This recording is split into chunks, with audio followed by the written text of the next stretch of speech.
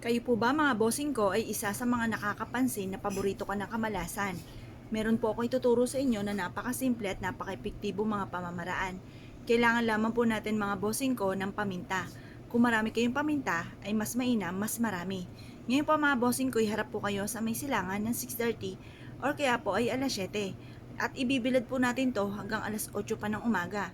Ngayon po mga bossing, pag kayo nakaharap na, mag-wish po kayo dito at pasulyap-sulyap kayo ng konti sa may liwanag ng sinag ng araw. Pero syempre, huwag kayong tititig dahil maaaring lumabo ang mata po ninyo, sasakit ang mata ninyo. Pasulyap-sulyap lang mga bossing. Tapos, i-mindset nyo na ang mga pangarap po ninyo ay matutupad. Sabihin nyo po, sa pamamagitan ng pampaswerteng ito at sipag at tiyaga ay magiging matagumpay na ako sa buhay. Kakapitan ako ng swerte at lahat ang mga pinapangarap ko ay matutupad. Mag-wish na po kayo na mula sa inyong pong puso. Sabihin po ninyo ang lahat ng nais ninyo na walang gamit na sana, direct to the point mga bossing. Pagtapos na po kayo mag-wish mga bossing ko ay mainam na humarap po kayo sa may pintuan po ninyo at kung may pwedeng pagtusukan nito ay itusok nyo po ito. Ngayon po, kahit gaano kadami, basta makapagtusok ka po ng ganito, mas marami ay mas okay. Ngayon pa mga bossing, habang tinutusok nyo po ito sa lupa, paulit-ulit kayo nagwi-wish na itinatapon ko na lahat ng kamalasan ko at huwag ka na muling babalik pa.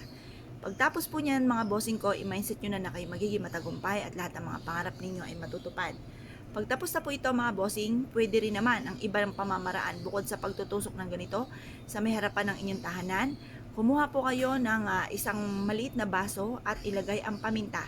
At pagkatapos ay mag-wish ka na sa pamamagitan nito, lahat ng mga pangarap nyo ay matutupad. Mag-wish na po kayo na mula sa inyong pong puso at makakamit nyo po lahat ng mga pangarap po ninyo.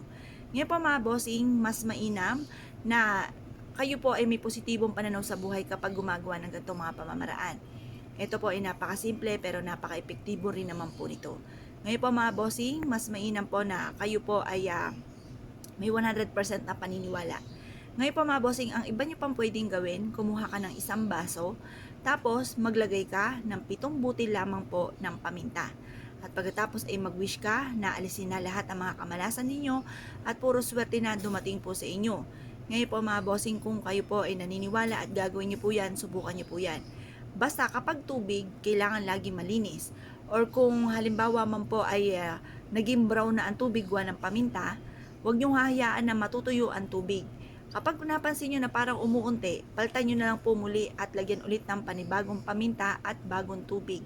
Mas mainam na huwag nyong hahayaan na matutuyo sa isang basong tubig ang ating tubig na may paminta. Kasi mentras na ito po ay natutuyo, paunti na paunti ang blessing, paunti na paunti ang swerte. Kaya mas marami, puno po siya at laging malinis. Huwag nyong hahayaan na umunti mga bossing. Ngayon pa mga bossing ko kayo pinaniwala at na-issue po itong gawin. Ay siya mga bossing, good luck po sa inyo po lahat.